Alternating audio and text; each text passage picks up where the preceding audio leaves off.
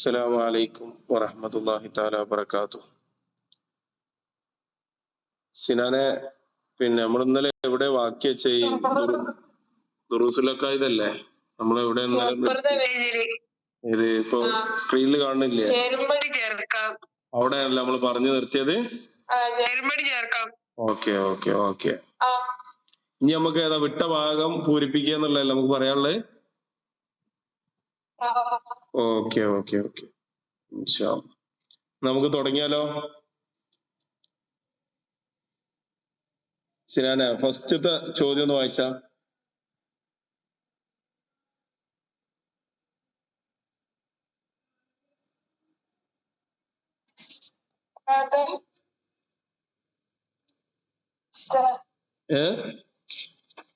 ഒന്നാമത്തെ ചോദ്യം വിട്ട ഭാഗം പൂരിപ്പിക്കാനുള്ളതിൽ ഒന്നാമത്തെ ചോദ്യം എന്ന് ചോദിച്ചാ നോക്കിയാ.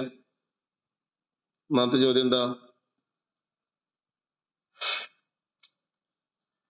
മനുഷ്യന്റെ അല്ലേ, മനുഷ്യർ തിന്മ തെരഞ്ഞെടുത്താൽ ഡാഷ് ലഭിക്കും. എന്താ ലഭിക്കുക? മനുഷ്യർ തിന്മ തെരഞ്ഞെടുത്താൽ എന്ത് ലഭിക്കും? പോയോ? ശിക്ഷ ലഭിക്കും അല്ലേ. അപ്പോ മനുഷ്യർ നന്മ തെരഞ്ഞെടുത്താലോ?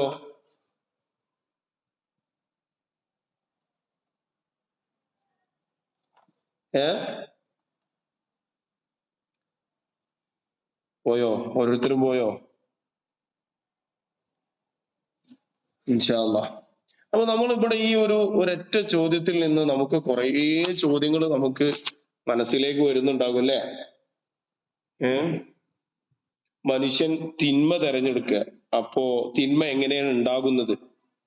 തിന്മ അള്ളാഹുവിന്റെ ഖദർ അനുസരിച്ചും തൃപ്തിയില്ലാതെയുമാണ് സംഭവിക്കുന്നത് അല്ലേ. ദുറൂസുൽ ഖായിദയില് നമുക്ക് റബീഉൽ അവ്വലിന്റെ പോർഷന്റെ ഫസ്റ്റ് പാഠല്ലേ,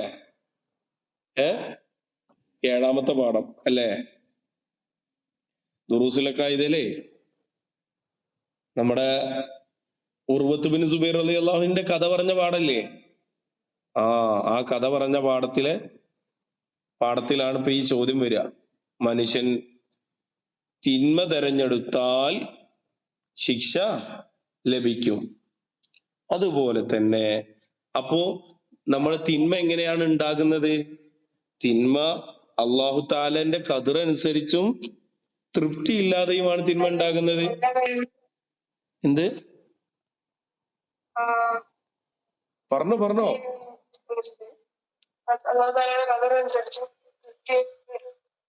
തൃപ്തി ഇല്ലാതെയുമാണ് ഉണ്ടാവണല്ലേ.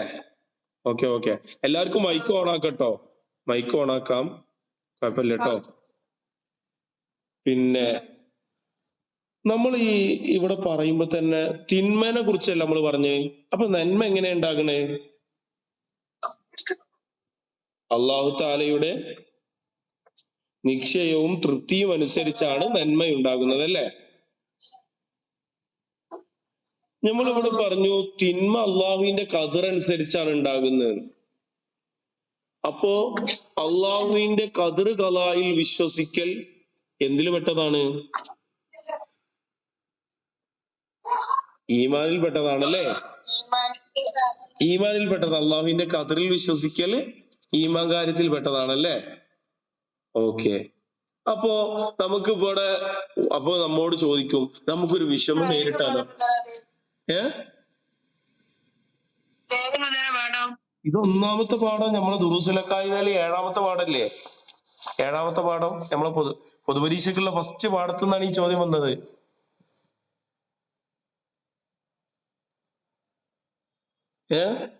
റെഡി അല്ലേ? അപ്പൊ നമുക്കൊരു വിഷമം നേരിട്ടാൽ നമ്മൾ എന്താ ചെയ്യേണ്ടത്? വിഷമം നേരിട്ടാൽ നമ്മൾ അതിന്റെ മേലിൽ ക്ഷമിക്കണം. അപ്പോ നമുക്ക് ഒരു നന്മ സംഭവിച്ചു, ഇപ്പൊ നമുക്ക് വിഷമം സംഭവിച്ചാൽ നമ്മൾ അതിന്റെ മേലിൽ എന്ത് ചെയ്യണം? ക്ഷമിക്കണം. എന്നാൽ നമുക്ക് നന്മയാണ് നമ്മൾ സംഭവിച്ചതെങ്കിൽ എന്ത് ചെയ്യണം? നമ്മൾ നന്മ ചെയ്യണം. അതേപോലെ തന്നെ ഇവിടെ നമ്മൾ ചേർത്ത് വായിക്കേണ്ട വേറൊരു കാര്യമാണ്, മുസ്ലിമിനെ ബാധിക്കുന്ന ക്ഷീണം, അതേപോലെ തന്നെ ഓരോ പ്രയാസങ്ങളില്ലേ, മുസ്ലിമിനെ ബാധിക്കുന്ന ക്ഷീണം, രോഗം, ദുഃഖം, ബുദ്ധിമുട്ട്, മനപ്രയാസം, കാലിൽ മുള്ളു തറക്കുന്നത് വരെ മുസ്ലിമിന്റെ പാപം പൊറുക്കാനുള്ള കാരണമാകുന്നു. അത് ഇതിനോട് കൂടെ നമ്മൾ ചേർത്ത് വായിക്കേണ്ട മറ്റൊരു കാര്യമാണ് കേട്ടോ. ഈ ഒരു പാഠം, അതായത് നമ്മുടെ ഒന്നാമത്തെ പാഠത്തിൽ നിന്ന് നമുക്ക് മനസ്സിലാക്കാൻ പറ്റുന്ന എല്ലാ കാര്യങ്ങളും ഈ ഒറ്റ ചോദ്യത്തിൽ നിന്ന് നമുക്ക് മനസ്സിലാക്കാൻ കഴിയും. റെഡി അല്ലേ? റെഡി ആണോ? ആരും പറയുന്നില്ലല്ലോ ഒന്നും. ഓക്കെ, നമ്മള് വേറൊരു കാര്യം ചോദിക്കണേ. ഒരു വിശ്വാസിയുടെ കടമ എന്തൊക്കെയാണ്? മൊത്തത്തിൽ നമ്മുടെ 7ാമത്തെ പാഠം പറയുന്നത് ഒരു വിശ്വാസിയുടെ കടമയെ കുറിച്ചാണല്ലോ. ഒരു വിശ്വാസിയുടെ കടമ എന്തൊക്കെയാണ്? ഫിദ പറയോ?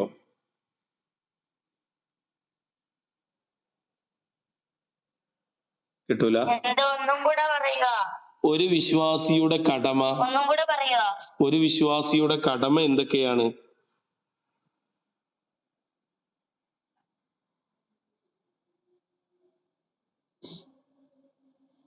കിട്ടൂല. എന്നായിക്കോട്ടെ.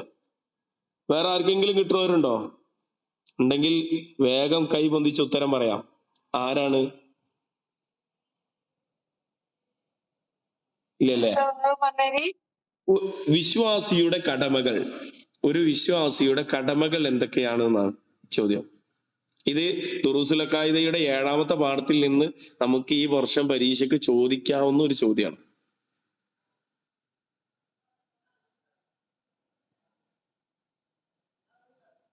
അറിയില്ല, എന്നാ ഉസ്താദ് പറഞ്ഞത്. നല്ലത് സംഭവിക്കുമ്പോൾ നന്ദി ചെയ്യുക, വിഷമം ഉണ്ടാകുമ്പോൾ ക്ഷമിക്കുക, അള്ളാഹുവിന്റെ വിധിയിൽ സംതൃപ്തരാവുക എന്നത് ഒരു വിശ്വാസിയുടെ കടമയാണ്. റെഡിയല്ലേ? നിങ്ങൾ ആ പാഠം കണ്ടോ? ആ ഭാഗം കണ്ടോ നിങ്ങള്? ഇല്ല. പുസ്തകങ്ങൾ മറിച്ചോ? പുസ്തകം മറിച്ചോ? അതിന്റെ ഒന്നാമത്തെ പാരഗ്രാഫില് ഉർവത്ത് ബിൻ സുബൈർ റളിയല്ലാഹു അൻഹുവിന്റെ കഥകളല്ലേ പറയണേ? അത് നമ്മൾ മുമ്പത്തെ ക്ലാസ്സിൽ വിശദീകരിച്ചാണല്ലേ ഉർവത്ത് തങ്ങളെ കഥ. അത് കഴിഞ്ഞിട്ട് ലോകത്തെല്ലാം സംഭവിക്കുന്നത് അള്ളാഹുവിന്റെ ഖദർ അനുസരിച്ചാന്ന് പറഞ്ഞില്ലേ?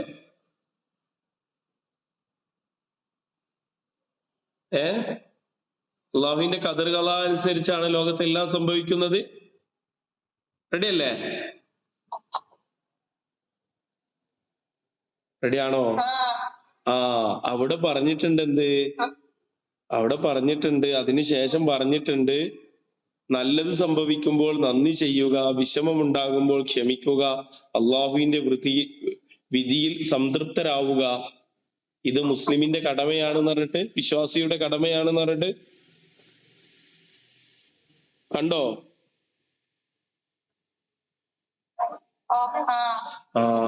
നമ്മള് കാണാതെ പോവാൻ ചാൻസ് ഉള്ള ഒരു ചോദ്യമാണത്. നമ്മൾ പരീക്ഷയ്ക്ക് വരും, വിശ്വാസിയുടെ 3 കടമകൾ എഴുതുക എന്ന് നമ്മൾ പരീക്ഷ. ഇത് എവിടെ റബ്ബേ ഈ പരീക്ഷക്ക്? ഇത് ഇങ്ങനൊരു സാധനം ഞാൻ പുസ്തകത്തിൽ കണ്ടിട്ടില്ലല്ലോ. ഞാൻ പുസ്തകം അടിച്ചു പെറുക്കിയതാന്നറിയും നമ്മള്, അല്ലേ?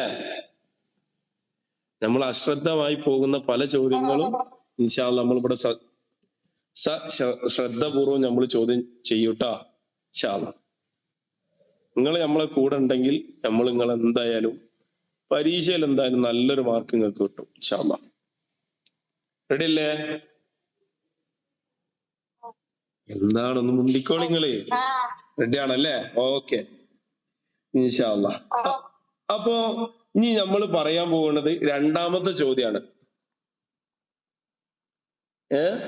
2ാമത്തെ ചോദ്യമാണ്. മാതാപിതാക്കളെ അനുസരിക്കൽ ഡാഷിനുള്ള ഇബാദത്താണ്. ആർക്കുള്ള ഇബാദത്താണ്? അല്ലാഹു തആലക്കുള്ള ഇബാദത്താണല്ലേ? അപ്പൊ ഞാൻ ചോദിക്കട്ടെ, ഉലമാക്കള് പണ്ഡിതന്മാരെ അനുസരിക്കൽ ഡാഷിനുള്ള ഇബാദത്താണ്. ആർക്കുള്ള ഇബാദത്താ? ഞാൻ ചോദിക്കട്ടെ, നിങ്ങൾ മാതാപിതാക്കൾ അല്ലാഹു തആലക്കുള്ള ഇബാദത്താണ്. അപ്പൊ അനുസരണയാണല്ലോ നമ്മളെ വിഷയം. അനുസരണം. അനുസരണം എത്ര വിധം ഉണ്ട് അറിയാം ആർക്കെങ്കിലും? 4 വിധം ഉണ്ട് അനുസരണം. എത്ര വിധ? 3 വിധമുള്ള അല്ലേ? റെഡിയാണ് കേട്ടോ. നല്ല ഉത്തരം പറഞ്ഞു. ആരാ? സിനാനാണ്? സിനാനാണല്ലേ? Okay okay okay. Fida mike തുറക്കാം. പിന്നെ ആരാണ്? മറ്റാള് മൈക്ക് തുറന്നോളി.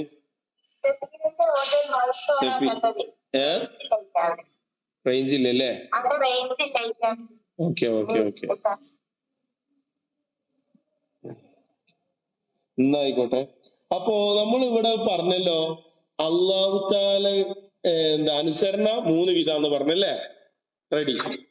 അനുസരണ ഏതൊക്കെയാണ് 3 വിധം ഒന്ന് പറയാൻ പറ്റുമോ? നമുക്ക് സിമ്പിൾ ആയിട്ട് പറയാൻ പറ്റുന്ന കാര്യ. ഇപ്രാവശ്യം ചിലപ്പോ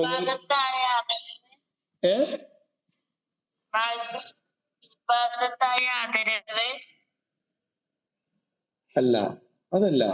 അനുസരണം 3 വിധമുള്ള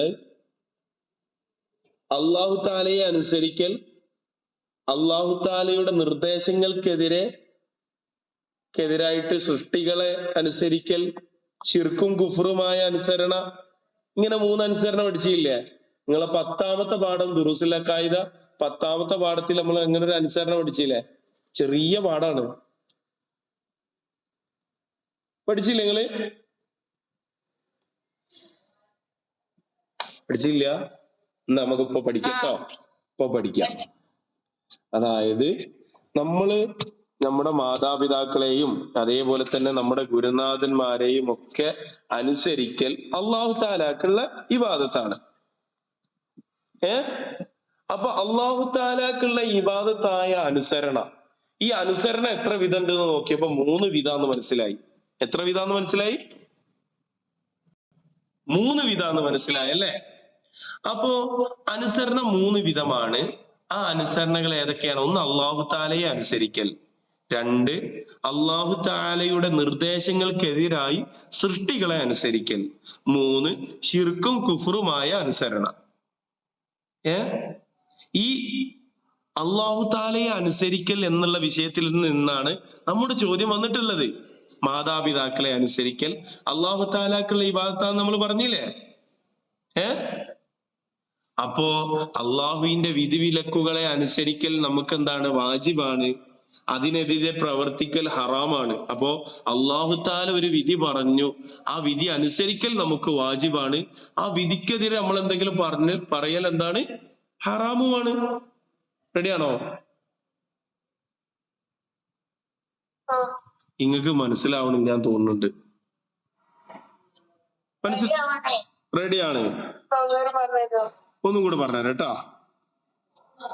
നമ്മളിവിടെ എന്താണ്? മാതാപിതാക്കളെ അനുസരിക്കൽ അല്ലാഹു തആലക്കുള്ള ഇബാദത്താണെന്നല്ല നമ്മള് ചോദ്യം ഉള്ളത്. സിനാനെ, മാതാപിതാക്കളെ അനുസരിക്കൽ അല്ലാഹു തആലക്കുള്ള ഇബാദത്തല്ലേ? ഓക്കെ. അപ്പോ അനുസരണ എന്ന് പറഞ്ഞാൽ എന്താ സാധനം?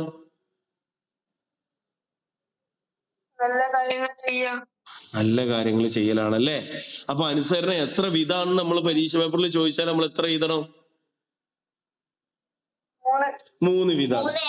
ഏതൊക്കെയാണ് ആ അനുസരണ 3 വിധമുള്ള? അല്ലാഹു തആലനെ അനുസരിക്കുക, ശിർക്കും കുഫറുമായ അനുസരണ അല്ലേ? പിന്നെ വേറൊന്ന് ഏതാ?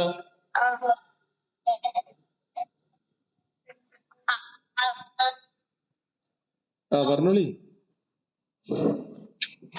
പിന്നെ വേറെ ഏതാ ഒരു അനുസരണ?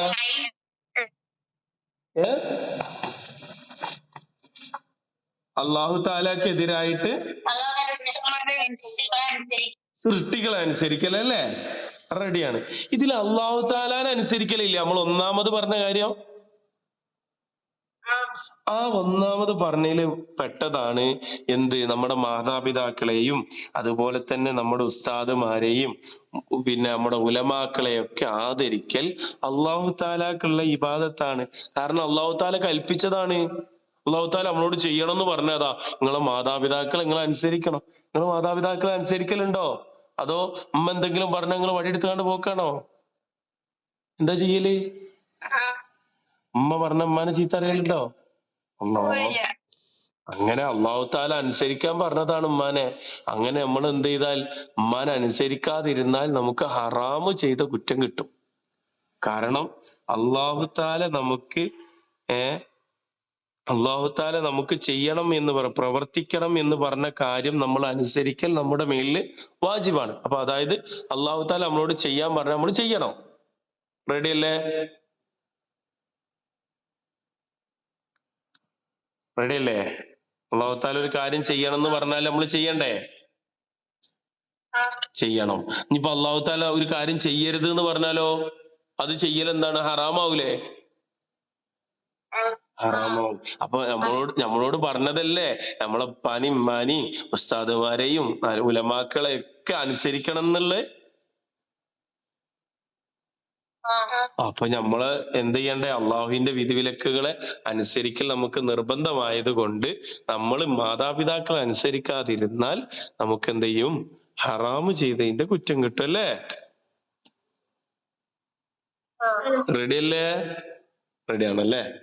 Okay, ready. ഇനി മൂന്നാമത്തെ ചോദ്യം വായിച്ചോളൂ. ബഹുദൈവ ആരാധന. വായിച്ചോളൂ. എന്തിനെ നിശ്ചയിച്ചത്?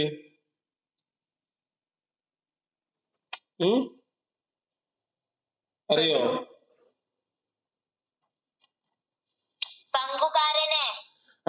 അള്ളാഹുവിന് പങ്കുകാരനാണല്ലേ നിശ്ചയിച്ചത്? Yes yes, very good. ആരെ ഫിദെ പറഞ്ഞത്? മുക്കിപ്പറമ്പ്. മാഷാ അല്ലാഹ്. അപ്പൊ അള്ളാഹു താലാക്ക് പങ്കുകാരനെ നിശ്ചയിച്ച ആൾക്കാരാണ് ആര്? അള്ളാഹു താലാക്ക് പങ്കുകാരനെ നിശ്ചയിച്ച ആൾക്കാരാണ് ആര്? ബഹുദൈവ വിശ്വാസം. ഈ ബഹുദൈവ വിശ്വാസികൾ എന്ന് പറഞ്ഞാൽ ആരാന്ന് മനസ്സിലായോ നിങ്ങക്ക്? ആരാണ്?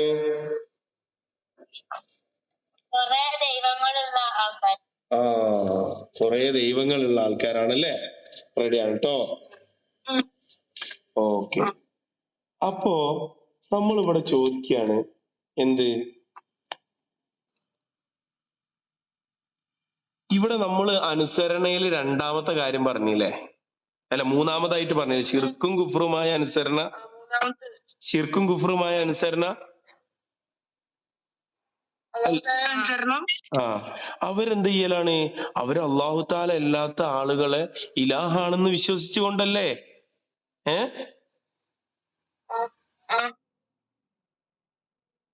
ഇലാഹാണെന്ന് വിശ്വസിച്ചുകൊണ്ട് അവർ അള്ളാഹു താല അല്ലാത്ത ആളുകളെ അവരെന്ത് ചെയ്യുന്നു? അനുസരിക്കുന്നുണ്ടല്ലേ? അപ്പൊ അതേപോലെ തന്നെയാണ് ഈ ബൗദ്ധൈവാരാധകർ എന്ന് പറഞ്ഞാൽ അവര് അള്ളാഹുവിന് എന്ത് ചെയ്യാണ്? അള്ളാഹു എന്ന് പറഞ്ഞാൽ അവരെ ആൾക്കാരുണ്ട്, അതിന് അള്ളാഹു താലാക്ക് പങ്കുകാരെ ചേർക്കണം അവര്. വേറെ അള്ളാഹു താല എന്ന് പറഞ്ഞാൽ ഏകനല്ലേ? അള്ളാഹു ഏകനല്ലേ? ആണല്ലേ? അപ്പൊ അള്ളാഹു താല ഏകനായ അള്ളാഹു താലാക്ക് പങ്കുകാരെ ചേർക്കലാണ് ആരെ പരിപാടി? ഈ ബഹുദൈവ ആരാധകരുടെ പരിപാടി അല്ലേ? ഓക്കെ ഓക്കെ, ഇൻഷാ അല്ലാഹ്. അടുത്ത ചോദ്യം നമുക്ക് നോക്കിയാലോ? അന്ത്യനാൾ സംഭവിക്കുമ്പോൾ മാത്രം ഭൂമിയിൽ ഉണ്ടാവും. അതെന്താണ്? അന്ത്യനാൾ സംഭവിക്കുമ്പോൾ മാത്രം ഭൂമിയിൽ ഉണ്ടാകും. എന്താണ്? ദുർജനങ്ങളല്ലേ? റെഡിയാണല്ലേ? കാരണം പറഞ്ഞില്ലേ, മുസ്ലിമീങ്ങൾ എല്ലാവരും മരിക്കും, അവസാനം ബാക്കിയാവൽ ആരാണ്?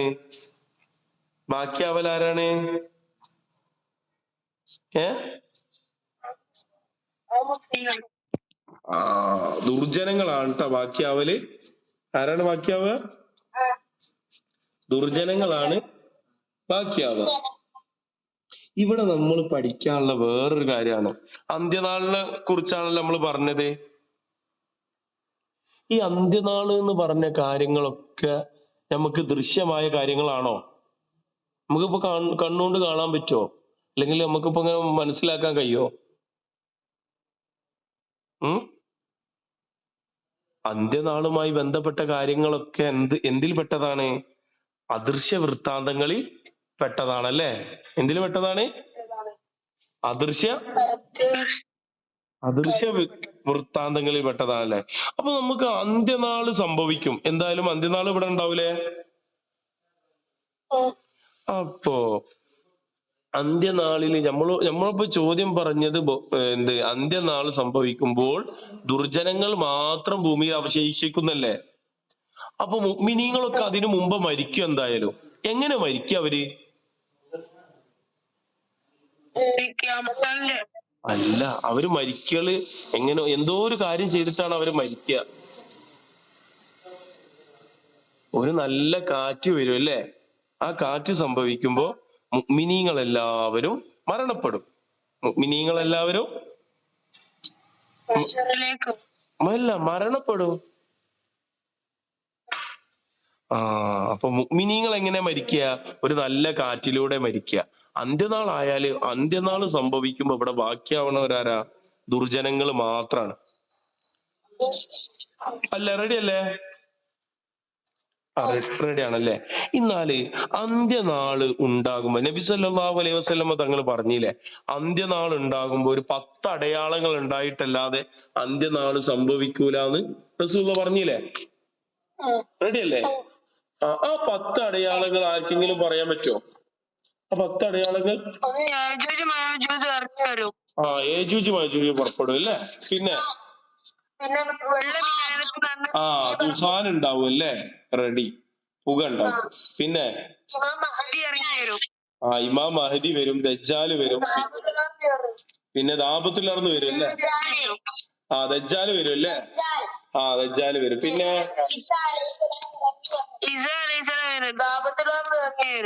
ദാബത്തുൽ അർദ് ഇറങ്ങി വരും അല്ലേ? പിന്നെ അതെന്ത്? ഈ ഹദ്ഫുകൾ എന്ന് പറഞ്ഞാൽ എന്താണെന്ന് അറിയോ ഇത് നമ്മളെ? ഭൂമി താഴ്ന്നു പോവുക. എവിടൊക്കെയാണ് ഭൂമി താഴ്ന്നു പോവുക? 3 സ്ഥലത്ത്. പിന്നെ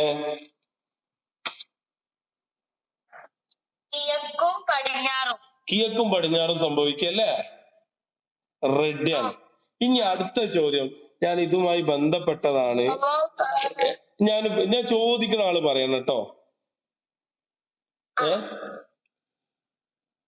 അന്ത്യനാളിൽ പ്രത്യക്ഷപ്പെടുന്ന ഖലീഫ ആരാണ്? പറയരുത്, ഉത്തരം പറയരുത്. ഞാൻ ചോദിക്കുന്ന ആള് റന പറഞ്ഞ അന്ത്യനാളിൽ പ്രത്യക്ഷപ്പെടുന്ന ഖലീഫ.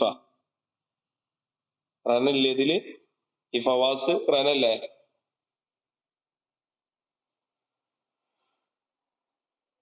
ഇല്ല. എന്നാ ഈ സഫീന ആരാണ്? അവരെ പേര് പറഞ്ഞില്ല. അവര് പറയോ അന്ത്യനാളിൽ പ്രത്യക്ഷപ്പെടുന്ന ഖലീഫ ആരാണ്?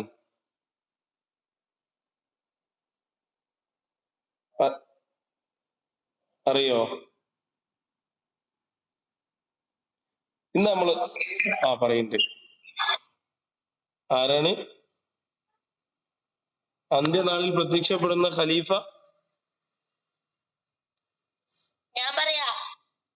ആരാണ്? ഫിദ പറഞ്ഞ ഇമാം മഹദി അല്ലേ? ആയിക്കോട്ടെ. റെഡിയാണ്. നിങ്ങളൊക്കെ പഠിക്കണ കുട്ടികളാണ്. ഞാൻ ചോദിക്കട്ടെ, ഇമാം മഹദി റളിയല്ലാഹു അൻഹു ആരുടെ സന്താന പരമ്പരയിലാ വരിക? ആരാ പറയാ? ഫാത്തിമ ബീവിന്റെ സന്താന പരമ്പരയിലാണല്ലേ വരിക? എന്നാ വേറൊരു ചോദ്യം, അത് സിനാനോടാണ്. ഇമാം മഹദിന്റെ പൂർണ്ണ പേരെന്താ?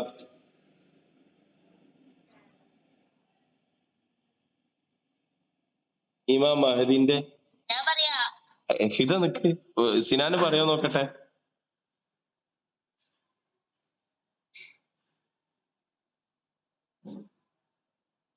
സിനാനെ കിട്ടിയില്ല? എന്നാ ഫിദ പറഞ്ഞോട്ടല്ലേ? എന്താ ഫിദ? മുഹമ്മദ് ബിൻ അബ്ദുള്ള. റെഡി അല്ലേ? ഇവന് കണ്ടില്ല, സിനാന ഇത് കണ്ടില്ല, പാഠം കണ്ടില്ല. 12ാമത്തെ പാഠാണ്.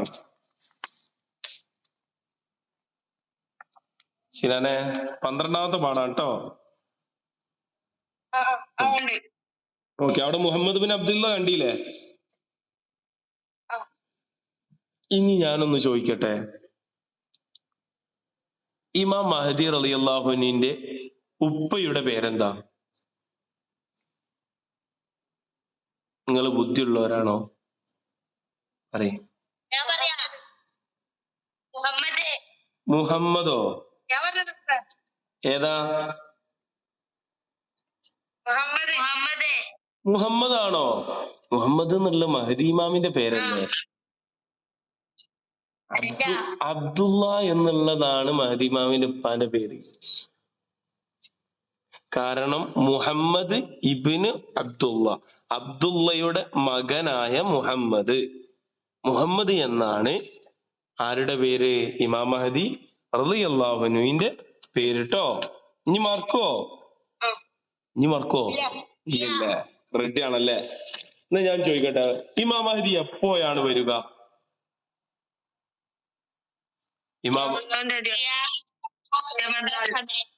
അല്ലല്ല, ഇമാം മഹദി ഇറങ്ങി വരാൻ ചില കാരണങ്ങളൊക്കെ ഉണ്ട്. ആ പുസ്തകം പറഞ്ഞിട്ടുണ്ട്. ഭൂമിയിൽ അക്രമവും അനീതിയും വ്യാപിക്കുമ്പോഴാണ് ഇമാം മഹദി എന്ത് ചെയ്യാ? വരിക. അത് അവിടെ ഇല്ലേ? അവിടെ നോക്കാണി, നിങ്ങൾ ഒന്ന് വായിച്ചു നോക്കണേ, ആ പാഠഭാഗം ഒന്ന് വായിച്ചു നോക്കണേ.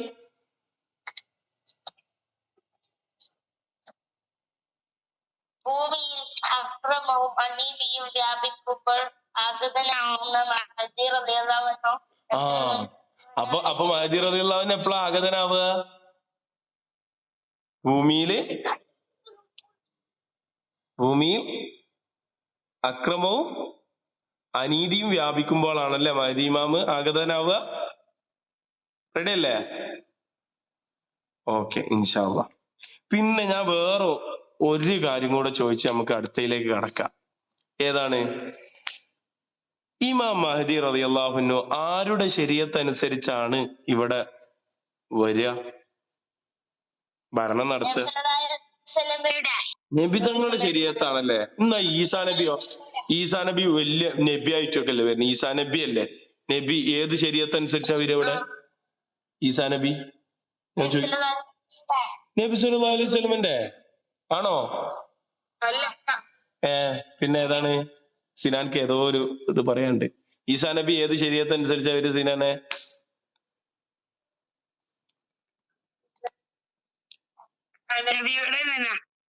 നബി തങ്ങളുടെ എന്നല്ലേ?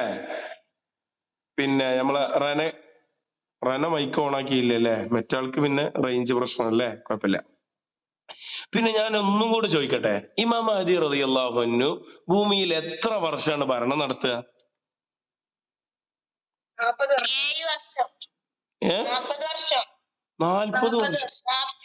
ഇമാം മഹദി റളിയല്ലാഹു അൻഹു ആണ് 7 അപ്പൊ 40 വർഷം ആരാണ് ഭരണം നടത്തുക? ഈസാ നബി ആണല്ലേ? Very good. അപ്പൊ നമ്മൾ ഒരൊറ്റ ചോദ്യത്തിൽ നിന്ന് ഇപ്പൊ കുറെ കാര്യങ്ങൾ പഠിച്ചല്ലേ? പിന്നെ ആരുടെ കാലത്താണ് ഈ ദജ്ജാല് പുറപ്പെടുക?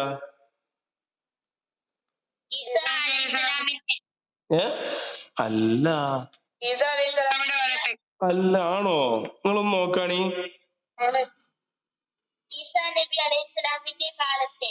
അങ്ങനെയാണോ പുസ്തകത്തിലുള്ള? ആരുടെ കാലത്താണ്? അങ്ങനെയാണോ? ഒന്നുകൂടെ വായിച്ചു നോക്കണം നിങ്ങള്. അദ്ദേഹത്തിന്റെ കാലത്ത് ദജ്ജാൽ പുറപ്പെടും. ഈ അദ്ദേഹം എന്ന് പറഞ്ഞ ആരാണ്? അല്ല, അദ്ദേഹം എന്ന് പറഞ്ഞ അദ്ദേഹത്തിന്റെ കാലത്ത് എന്ന് പറയുമ്പോ ആരുടെ കാലത്താ? ഇമാം മഹദി റളിയല്ലാഹുവിന്റെ കാലത്താണ്. ഇമാം മഹദി റളിയല്ലാഹുവിന്റെ ഭരണത്തിന്റെ അവസാന ഘട്ടത്തിലാവുമ്പോഴാണ് ആര് വരിക? ദജ്ജാല് വരിക. അപ്പോഴാണ് ആര് ഇറങ്ങി വരിക? ഈസാ നബി അലൈഹി സ്വലാം വരിക ട്ടോ. ഓക്കെ.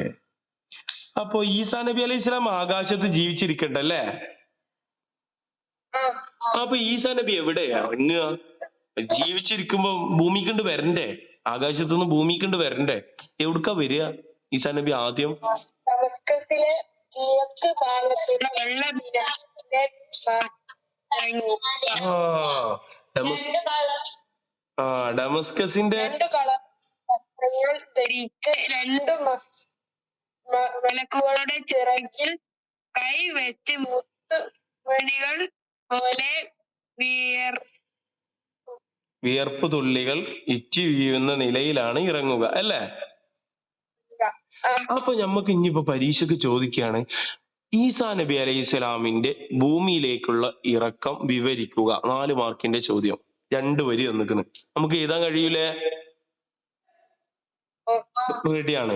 ഇനി വേറൊരു ചോദ്യം ഇതിൽ നിന്ന് തന്നെ, ഈസാ നബി എവിടെയാണ് ഇറങ്ങുക എന്ന് ചോദിച്ചാൽ ഒരൊറ്റ ചോദ്യം, 1 വേർഡ് ചോദ്യം.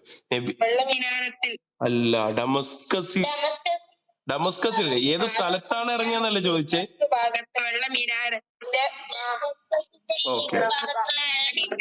ഓക്കെ ഇൻഷാ അല്ലാഹ്.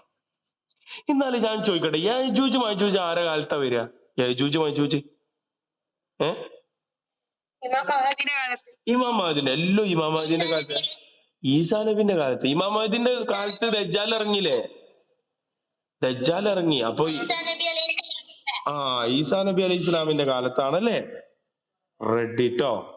ഇൻഷാ അല്ലാഹ്. അപ്പൊ നമുക്ക് ഇനി അടുത്ത ചോദ്യം നോക്കിയാലോ? അതൊന്ന് വായിച്ചാണി.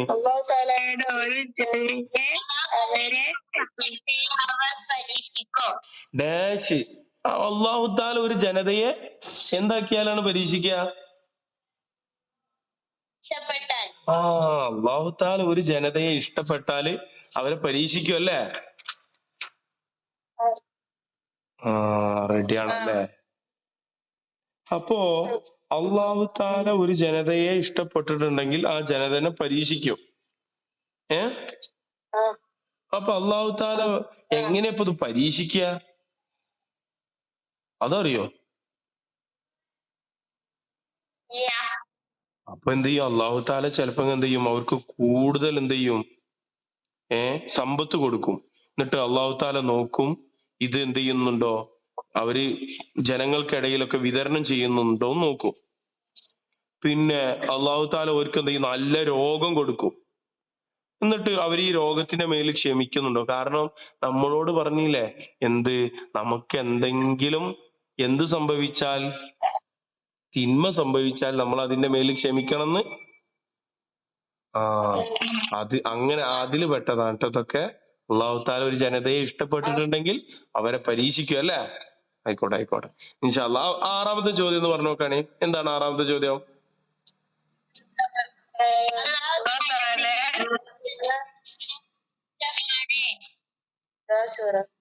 അല്ലാഹു തആല നിന്ദിച്ചതിനെ ഡാഷ് കുറ്റകരമാണ്. എന്താണ് കുറ്റകരം? അറിയോ? അല്ലാഹു തആല നിന്ദിച്ചതിനെ ആദരിക്കൽ കുറ്റകരമാണല്ലേ? റെഡിയാണ് ട്ടോ. അപ്പോ അല്ലാഹു തആല ആദരിച്ച വസ്തുക്കൾ ഏതൊക്കെയാണ്? വസ്തുക്കളാണ് ഞാൻ ചോദിച്ച. അല്ലാഹു തആല ആദരിച്ച 4 വസ്തുക്കളുടെ പേര് എഴുതുക എന്ന് പറഞ്ഞാൽ നിങ്ങൾ ഏത്? ഖുർആൻ അല്ലാഹു തആല ആദരിച്ചതാണല്ലേ? പിന്നെ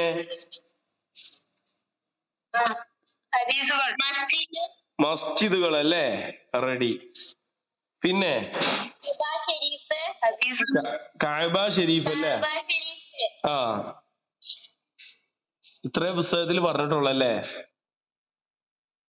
എന്നാലും നമുക്ക് വേറൊന്നും കൂടെ അതിൽ കൂട്ടിച്ചേർത്താലോ? മതഗ്രന്ഥങ്ങൾ എന്നുള്ളത് നമ്മൾ അവിടെ എഴുതി കൊടുക്കട്ടെ. എന്ത് മതഗ്രന്ഥങ്ങൾ എന്ന് എഴുതി കൊടുക്ക. അവിടെ ഉണ്ടാവൂല, അത് എഴുതി കൊടുത്താൽ കേട്ടോ. അവിടെ റെഡി അല്ലേ? റെഡി ആണല്ലേ? എന്നാല് അല്ലാഹു തആല ആദരിച്ച 4 വിഭാഗങ്ങൾ നിങ്ങളൊന്ന് പറഞ്ഞാണ്. 4 വിഭാഗം ആളുകൾ ആരൊക്കെയാണ്?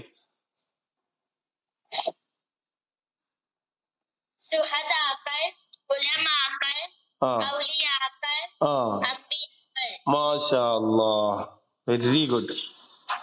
അപ്പൊ അമ്പിയാക്കള്, ഔലിയാക്കള്, ഉലമാക്കള്, ശുഹദാക്കള് ഇവരൊക്കെ നമ്മൾ എന്ത് ചെയ്യണം? ആദരിക്കണം. കാരണം അല്ലാഹു തആല ആദരിച്ചതാണല്ലോ ഇവരെ. റെഡിയാണ്.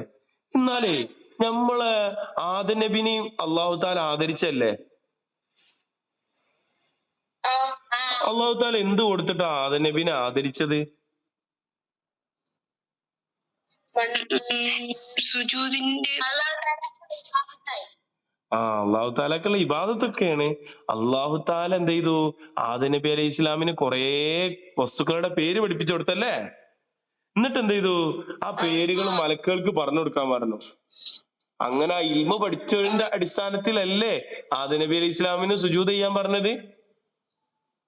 അപ്പോ ആദം നബിക്ക് ചെയ്ത ആ സുജൂദ് അത് ശരിക്കും ആർക്കുള്ള സുജൂദാ? അള്ളാഹു താലാക്ക് വേണ്ടി. അള്ളാഹു താലാക്കുള്ള സുജൂദാണല്ലേ? എന്നാല് ഈ ഇബ്ലീസ് ഇല്ലേ, ആ ആദം നബിക്ക് സുജൂദ് ചെയ്യാത്തത് കൊണ്ടല്ലേ ഇബ്ലീസിനെ അള്ളാഹു താല ശിക്ഷിച്ചത്? സ്വർഗത്തിന് പുറത്താക്കിയത്. അതെന്താ കാരണം? അള്ളാഹു താല ഇബ്ലീസിനെ ശപിക്കാൻ കാരണം എന്താ? അത്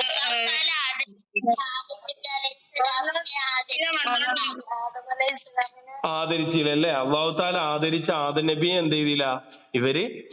ഈ ഇബ്ലീസ് എന്ത് ചെയ്യില്ല? ആദരിച്ചില്ലല്ലേ? എന്നിട്ട് അള്ളാഹു താല ഒരു പ്രഖ്യാപനം നടത്തിയില്ല? നമ്മളെ സ്വർഗത്തുനിന്ന് പുറത്താക്കിയിട്ട് അള്ളാഹു താല പറഞ്ഞില്ലേ? അള്ളാഹു താല ഓനെ ശപിച്ചിട്ട് അള്ളാഹു താല എന്തോന്ന് പറഞ്ഞല്ലോ? എന്താ പറഞ്ഞേ അള്ളാഹു താല?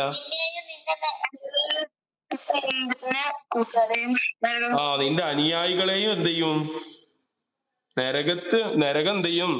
നിറക്കുമെന്ന് അള്ളാഹു താല പ്രഖ്യാപിച്ചിട്ടുണ്ട് അല്ലേ? റെഡിയാണ് കേട്ടോ, ഇൻഷാ അല്ലാഹ്. പിന്നെ അടുത്ത ഇത് നോക്കിയാൽ നമുക്ക് നമ്മുടെ സമയം ഏകദേശം അവസാനിക്കാനായിട്ടുണ്ട്. ചിലപ്പോ ഈ സമയത്തിന്റെ ഇടക്ക് നമ്മൾ എന്ത് ചെയ്യും? എങ്ങനെയാണ്ട് ഓഫായി പോകും. അപ്പൊ ഇൻഷാ അല്ലാഹ് എന്നാ ഒറ്റ വാക്കിൽ ഉത്തരം എഴുതുക എന്നുള്ളതാണ്. 2 മാർക്കിന്റെ ക്വസ്റ്റ്യൻ ആണ് കേട്ടോ. 12 മാർക്ക്, 6 ചോദ്യം ഉണ്ടാവുള്ളൂ. 12 മാർക്ക് നമുക്ക് സ്കോർ ചെയ്യാൻ പറ്റും. റെഡി അല്ലേ? ഒന്നാമത്തെ ചോദ്യം എന്താ? ആ